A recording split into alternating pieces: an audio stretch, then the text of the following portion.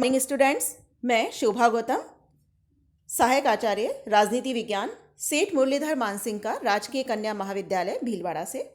आज हम BA final year के पॉलिटिकल साइंस के फर्स्ट पेपर में आपका एक राजनीतिक विचारक है, पाश्चात्य राजनीतिक विचारक कार्ल मार्क्स। और कार्ल मार्क्स की जिस विचारधारा का आज हम अध्ययन करेंगे वो है इतिहास की आर्थिक व्याख्या। इसके पहले वाले वीडियो में हम द्वंद्वात्मक भौतिकवाद, जो कि कार्ल मार्क्स के विचारों का आधार है, उसके बारे में अध्ययन कर चुके हैं। तो आज का हमारा टॉपिक है इतिहास की आर्थिक व्याख्या।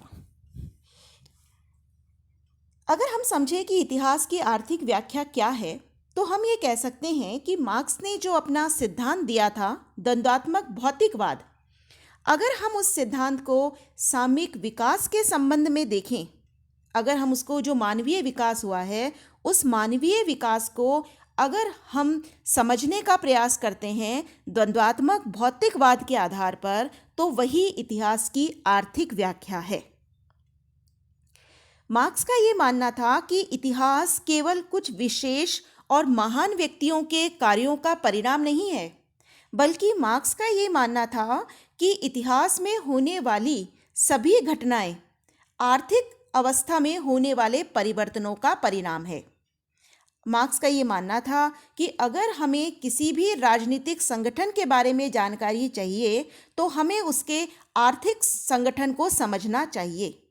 यानी कि मार्क्स का ये कहना था कि जो मानवीय क्रियाएं हैं वो केवल आर्थिक तत्वों से प्रभावित होती है। मार्क्स ये कहते थे कि नैतिकता है, धर्म है या राष्ट्रीयता है, ये मानवीय क्रियाओं को प्रभावित नहीं करती। व्यक्ति की जो क्रियाएं हैं वो प्रभावित होती है उसके आर्थिक तत्वों से। अर्थात इतिहास की आर्थिक व्याख्या से ये अभिप्राय है कि मानवीय इतिहास को आर्थिक तत्वों के आधार पर समझने का प्रयास करना। तो चूंकि मार्क्स ने पदार्थ को महत्व दिया है, भौतिक तत्व को महत्व दिया है, आर्थिक तत्वों को महत्व दिया है, तो मार्क्स ने जो मानवीय इतिहास रहा है उस मानवीय इतिहास की आर्थिक तत्वों के आधार पर व्याख्या की है।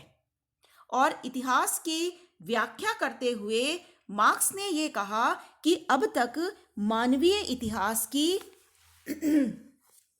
4 अवस्थाएं ऐसी हैं जिनसे कि मानव गुजर चुका है, और शेष जो 2 अवस्थाएं हैं वो अब आने वाली है। तो मार्क्स ने मानवीय इतिहास की 6 अवस्थाएं बताई हैं। ये 6 अवस्थाएं कौन सी हैं?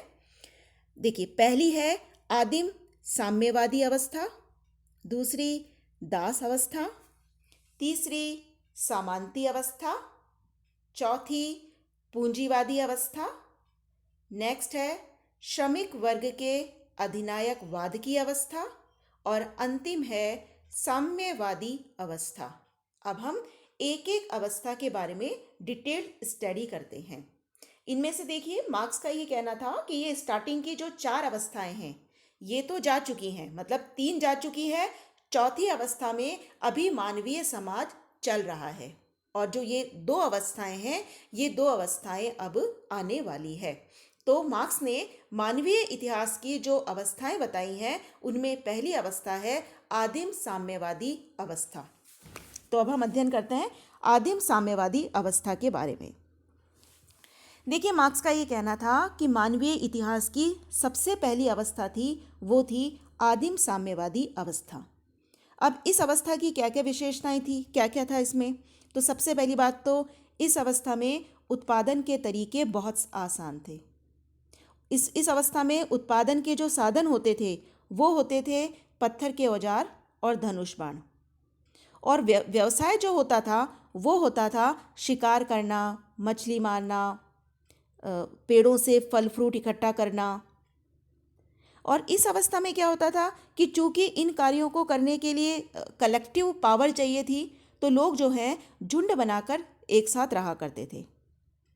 लेकिन मार्क्स का कहना है कि इस अवस्था में जितने भी उत्पादन के साधन थे वो संपूर्ण समाज की सामूहिक संपत्ति थे। कोई निजी संपत्ति इस अवस्था में नहीं थी। न इस अवस्था में परिवार था, न विवाह प्रथा थी।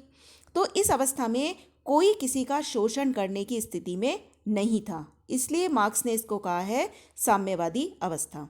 यानी कि साम्यवादी अवस्था में उत्पादन के तरीके बहुत सरल थे, उत्पादन के साधन पत्थर के औजार, धनुष बाण आदि थे, कोई निजी संपत्ति नहीं थी, तो कोई किसी का शोषण भी नहीं करता था। इस अवस्था में केवल सामूहिक संपत्ति हुआ करती थी। दूसरी है दास अवस्था। अब मार्क्स का ये मानना है कि धीरे धीरे जो भौतिक परिस्थितियां थी उनमें परिवर्तन होने लगा। लोगों ने खेती करना शुरू कर दिया, पशु पालना शुरू कर दिया। इससे क्या हुआ कि समाज में निजी संपत्ति के विचार का जन्म हुआ और कुछ व्यक्ति जो बलशाली थे उन्होंने उत्पादन के साधनों पर जबरन अधिकार कर लिया और उन्होंने कमजोर व्यक्तियों को अपना दास बना लिया। और इस तरीके से समाज में दो कैटेगरी आ जाती है, एक तो स्वामी जिसका उत्पादन के साधनों पर अधिकार था और दूसरा दास जिनसे कि बलपूर्वक काम कराना शुरू कर दिया गया था। अब इससे क्या हुआ कि समाज में दो वर्ग बन गए, एक तरफ स्वामी, दूसरी तरफ दास। समाज में जो समानता थी वो समानता समाप्त हो गई, स्वतंत्रता समाप्त हो गई और समाज में शोषण प्रारंभ हो गया। तो दूसरी अवस्था रही दास अवस्था, जिस अवस्था में समाज में दो वर्ग बन जाते हैं, एक शोषक वर्ग और एक शोषित वर्ग। अब इसके बाद आती है तीसरी अवस्था जिसे मार्क्स ने कहा है सामंती अवस्था। सामंती अवस्था में क्या होता है कि जो उत्पादन के साधन थे उनमें और डेवलपमेंट होता है। अब लोहे के इंस्ट्रूमेंट काम में लेने लग जाते हैं लोग। इससे क्या होता है कि धीरे धीरे एग्रीकल्चर होने लग जाती है, बड़े पैमाने पर बागवानी शुरू हो जाती है, थोड़ी बहुत इंडस्ट्री शुरू हो गई, जैसे कपड़े बनाने का उद्योग वगैरह प्रारंभ हो जाता है। अब चूंकि मार्क्स ये कहता है कि चूंकि उत्पादन के साधनों में परिवर्तन होता है, इसलिए इस अवस्था में नए प्रकार के उत्पादन संबंध बनते हैं। अब यहाँ मार्क्स ये कहता है कि उत्पादन के साधनों में परिवर्तन आने से नए उत्पादन संबंध बने और इन उत्पादन संबंधों को कहा गया सामंती व्यवस्था। इस अवस्था में क्या होता था कि जो सामंत होते थे वो समस्त भूमि, जितने भी उत्पादन के साधन थे, उन सबके स्वामी हुआ करते थे। लेकिन खेती करने का और जो दस्तकारी का काम था वो किसान और श्रमिक किया करते थे। तो इस अवस्था में नए तरह के संबंध बन जाते हैं, नए वर्ग आ गए। अब तक पहले जो वर्ग थे उनके स्थान पर दो नई कैटेगरी आ जाती है, एक सामंत हो जाता है और दूसरा किसान हो जाता है। और इस अवस्था में भी उतना ही भयंकर एक्सप्लॉइटेशन इन सामंतों का होता रहता है और इस अवस्था में भी शोषक और शोषित के बीच में संघर्ष चलता रहता है। यानी कि देखिए, मार्क्स ये कह रहा है कि समाज के हर युग में दो विरोधी वर्ग पाए जाते हैं, एक शोषक और एक शोषित। इनके नाम चेंज हो जाते हैं लेकिन इनकी प्रकृति और इनका कार्य एक ही रहता है। जैसा कि मार्क्स ने कहा कि दास युग में दो वर्ग थे, एक स्वामी और एक दास। अगर हम सामंती युग की बात करें तो सामंती युग में भी दो वर्ग हैं, एक सामंत है और एक किसान है। और ये परिवर्तन क्यों आया कि दास अवस्था से सामंती अवस्था आई क्यों? ये इसलिए आई क्योंकि उत्पादन के साधनों में परिवर्तन हुआ। उत्पादन के साधनों में परिवर्तन होने से नए उत्पादन संबंध बने और इससे नए प्रकार की अवस्था स्थापित हुई। इसके बाद चौथी अवस्था मार्क्स ने डिस्क्राइब की है पूंजीवादी अवस्था, जो कि वर्तमान समय में जारी है, ऐसा मार्क्स का कहना था।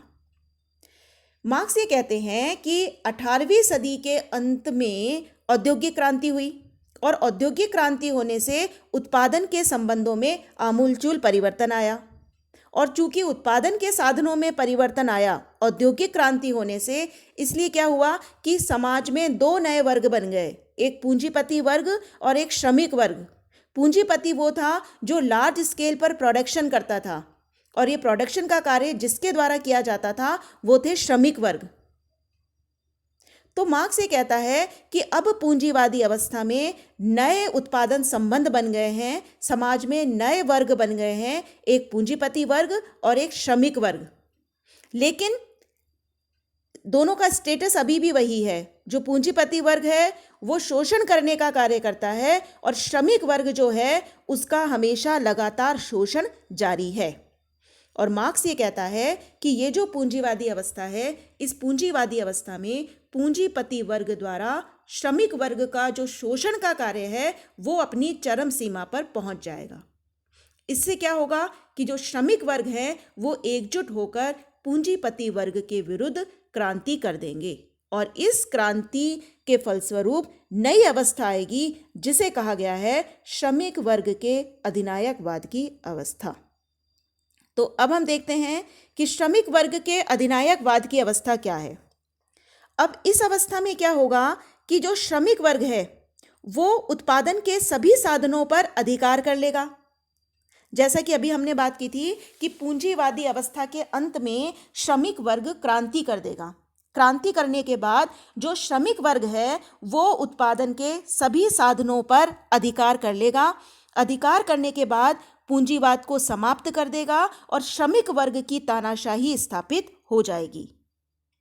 इस अवस्था में क्या होगा कि जो श्रमिक वर्ग था, श्रमिक वर्ग जो अभी तक एक्सप्लॉइट होता था, अब श्रमिक वर्ग का राज्य पर अधिकार हो गया और श्रमिक वर्ग अब उस राज्य शक्ति का प्रयोग पूंजीवाद के अवशेषों को समाप्त करने के लिए करेगा और वो पूंजीवाद को पूरी तरह से समाप्त कर देगा। यानी कि जो श्रमिक वर्ग के अधिनायकवाद की अवस्था है, इस अवस्था में राज्य पर श्रमिक वर्ग का अधिकार स्थापित हो जाएगा और श्रमिक वर्ग पूंजीवाद के तत्वों को पूरी तरीके से समाप्त कर देगा। इसके बाद जो अंतिम अवस्था आएगी वो है साम्यवादी अवस्था। मार्क्स का कहना है कि जब पूंजीवाद पूरी तरह से समाप्त हो जाएगा तो अब मानवीय इतिहास की अंतिम अवस्था आएगी जिसे मार्क्स ने कहा है साम्यवादी अवस्था। इस अवस्था में मार्क्स ने दो महत्वपूर्ण लक्षण बताए हैं। एक तो मार्क्स ये कहता है कि ये जो समाज होगा ये राज्य विहीन होगा और वर्ग विहीन होगा। इसलिए होगा क्योंकि मार्क्स ये मानता था कि राज्य एक वर्गीय संस्था है। राज्य को एक वर्ग द्वारा दूसरे वर्ग का शोषण करने के लिए बनाया गया है और जब साम्यवादी अवस्था में पूंजीवाद पूरी तरीके से समाप्त हो जाएगा तो समाज में केवल एक वर्ग रहेगा और उस एक वर्ग का नाम है श्रमिक वर्ग। तो जब सभी लोग श्रमिक होंगे तो समाज में कोई वर्ग विभेद नहीं होगा। समाज कैसा हो गया? वर्ग विहीन हो गया। और जब समाज वर्ग विहीन हो गया तो अब राज्य की आवश्यकता भी नहीं रही। तो जो पूंजीवादी समाज है वो एक वर्ग विहीन और राज्य विहीन समाज होगा। दूसरी बात यह है कि मार्क्स ये कहता है कि इस अवस्था में क्या होगा कि राज्य के अंदर जो वितरण का सिद्धांत चलेगा वो ये चलेगा कि प्रत्येक व्यक्ति अपनी योग्यता के अनुसार कार्य करेगा और उसे अपनी आवश्यकता के अनुसार प्राप्ति होगी। मार्क्स ये कह रहा है कि हर व्यक्ति जितनी उसकी एबिलिटी है उसके अकॉर्डिंग वो काम करेगा और जितनी उसकी रिक्वायरमेंट्स है, जितनी उसकी आवश्यकता है, उसके अनुसार उसे प्राप्ति होगी। तो मार्क्स की जो साम्यवादी अवस्था है उसकी दो विशेषताएं हैं। पहली विशेषता है कि ये जो समाज है ये वर्ग विहीन होगा और राज्य विहीन होगा और दूसरी विशेषता हर व्यक्ति अपनी एबिलिटी के अकॉर्डिंग काम करेगा और उसे अपनी आवश्यकता के अनुसार प्राप्ति होगी। अब देखिए, ये जो इतिहास की आर्थिक व्याख्या है इसको समझने के बाद हम कुछ निष्कर्ष निकाल सकते हैं। जैसा कि पहली बात, मार्क्स ये कहता है कि सामाजिक विकास के निश्चित नियम हैं। अभी हमने देखा कि मार्क्स ने निश्चित अवस्थाएं बताई हैं, 6 अवस्थाएं। तो पहली बात, समाज में जो विकास होगा उसके कुछ निश्चित नियम हैं। दूसरा एनालिसिस हम करके ये निष्कर्ष निकालते हैं कि हम ये देख रहे हैं कि हर युग में समाज में उसी वर्ग का आधिपत्य रहता है जिसका उत्पादन के साधनों पर अधिकार होता है। यानी कि जिस वर्ग का उत्पादन के साधनों पर अधिकार है, जो उत्पादन के साधनों का स्वामी है, सामाजिक व्यवस्था में भी उसी का आधिपत्य होता है। तीसरी बात, हम ये कह सकते हैं कि जो सामाजिक व्यवस्था है वो उत्पादन स्थिति और उत्पादन के साधनों पर निर्भर करती है। अगर उत्पादन स्थिति में परिवर्तन हो गई, अगर उत्पादन स्थिति परिवर्तित हो जाती है, अगर उत्पादन के साधनों में परिवर्तन हो जाता है, तो जो विद्यमान राज्य है उसकी प्रकृति में भी परिवर्तन हो जाता है। नेक्स्ट है, हम ये कह सकते हैं कि इस इतिहास की आर्थिक व्याख्या के आधार पर कि समाज के हर युग में वर्ग संघर्ष रहा है। हर युग में वर्ग रहे हैं, वर्गों के बीच संघर्ष रहा है और उस संघर्ष से ही मानवीय इतिहास का विकास हुआ है। तो इस आधार पे हम ये कह सकते हैं कि वर्ग संघर्ष मानवीय इतिहास की कुंजी है। नेक्स्ट है कि हम ये समझ सकते हैं इस इतिहास की आर्थिक व्याख्या के आधार पर कि पूंजीवाद का अंत होगा और साम्यवाद का आगमन निश्चित है। अब आलोचना हम करें तो पहली बात हम ये कहेंगे कि मार्क्स ने आर्थिक तत्व पर अत्यधिक और अनावश्यक बल दिया है। मार्क्स ने इतिहास को निर्धारित करने वाले जो दूसरे तत्व होते हैं, जैसे कि भौगोलिक तत्व है, सामाजिक वातावरण है, मानवीय विचार है, इनमें से किसी को भी स्वीकार नहीं किया। मार्क्स ने केवल अपना संपूर्ण फोकस आर्थिक तत्व पर किया है, जिसे सही नहीं माना जा सकता।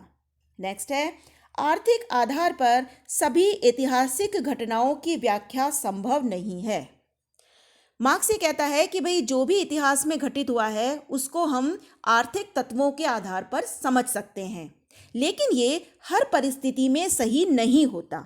जैसे फॉर एग्जाम्पल अगर हम देखें महाभारत का युद्ध, या अगर हम बात करें भारत का विभाजन, या अगर हम देखें फर्स्ट वर्ल्ड वॉर, या इतिहास में और भी ऐसी घटनाएं हैं जो कि आर्थिक तत्वों से बिल्कुल प्रेरित नहीं थी।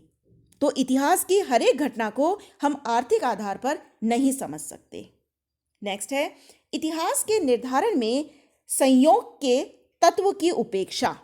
मार्क्स ये कहता है कि इतिहास में होने वाली घटनाएं संयोग से नहीं होती है, लेकिन ऐसा नहीं है। इतिहास को अगर हम देखें तो इतिहास में कुछ ऐसी घटनाएं भी घटित हुई हैं जो मात्र संयोग का परिणाम है।